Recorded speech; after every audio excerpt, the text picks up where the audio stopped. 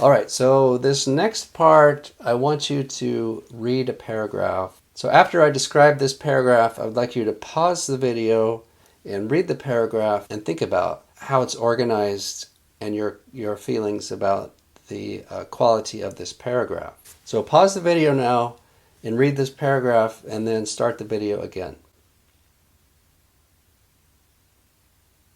All right, so I'm assuming you read the paragraph. What did you think about it? Now, when I've done this exercise in person numerous times during my teaching and during workshops, what I hear from the students is that they feel like the paragraph is disjointed. They feel like the information is jumping from topic to topic. They say it doesn't really make a lot of sense. It just seems like a bunch of facts that are strung together, which is true. And so this example paragraph is one that I took from a journal article, and I intentionally made it not very good. So the original authors didn't write it this way. I made it this way. And the way I made it like this is I took out all of what we call transitions, which are a type of metadiscourse. Transition phrases and transition words help the reader see the connections in logic as the authors are developing their ideas in a paragraph. Let me show you this paragraph in its original form with the transition words and phrases included. And I would like you to pause the video and read this paragraph again and see what you think about it now. So now how do you feel about this paragraph? Does it flow well? Is it developing in an efficient way and in a logical way? I think you'll say yes. Now this is a good paragraph. It makes sense. Even if you don't understand the science that they're talking about, the logical development of the paragraph makes sense. And so that's the power of using transition words and transition phrases. It links these ideas together and brings cohesion into the paragraph. And as I mentioned, transitions are a type of metadiscourse. Metadiscourse is a way of interacting with your reader, even though your reader is not there with you and your reader is not in the same time plane as you are. Let's look at some additional types of metadiscourse that you can use in your writing to make these logical connections to help your readers. So what we have here is a table of categories of metadiscourse markers with some examples. So we have things like logical connectives. Those include also, although, in addition, on the other hand. We have different types of frame markers such as sequencing, label stages, announcing goals, and topic shifts. And you can see examples of those in this table. We have what are called code glosses that include phrases like, for example, in other words, such as, that is to say, endophoric markers which link different parts of the manuscript to each other, such as discussed above. Then we have evidentials, which are transitions to connect to evidence. And then we have interpersonal metadiscourse, such as attitude markers, hedges, relational markers, person markers, and emphatics. Attitude markers are going to show how the author is feeling about what they're saying. Things like hopefully, importantly. And you want to be careful with the attitude markers in scientific writing because, remember, you don't want to inject your personal opinion into any kind of technical writing. So things like hopefully and unfortunately, when I'm editing scientific writing, I prefer to take those out. It's okay to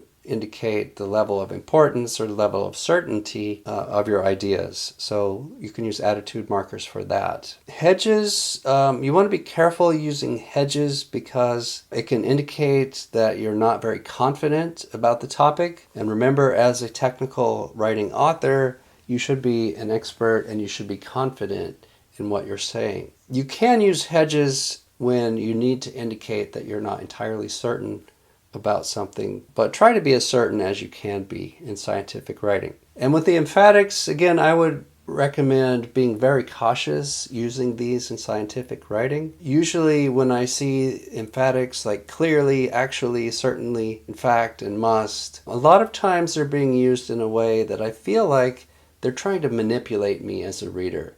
and they're trying too hard to convince me about something instead of letting the data and the results speak for themselves. Overall, I do recommend that you use Metadiscourse markers in your writing to help the readers follow your thought process. Now, I would like to show you a graphical representation of paragraph structure. So let's try to put all this together, represented in a graphical way. What we see are two full paragraphs and the beginning of a third paragraph. Now, I'll let you pause the video for a few seconds and try to figure out what each of these different parts is referring to.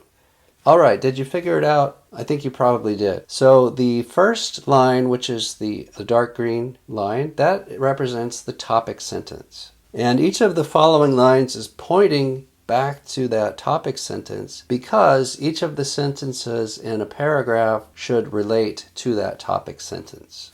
The green circles within the paragraph are representing these metadiscourse markers or transition phrases that are going to help with coherence in linking the sentences in the paragraph to each other. And the green final line, that represents the conclusion sentence, which is not only wrapping up this paragraph, so it's pointing back to the topic sentence, but it's also pointing to the topic sentence of the following paragraph because within the conclusion sentence, it should be looking forward and giving the reader some idea of what's going to come in the next paragraph. So it can act as a transition itself. And then when we see the second paragraph topic sentence pointing back to the first paragraph topic sentence, this is looking at coherence between paragraphs within a section. So if you take all of the topic sentences and pull them out of your paragraphs and just look at them in isolation, you should see a logical progression.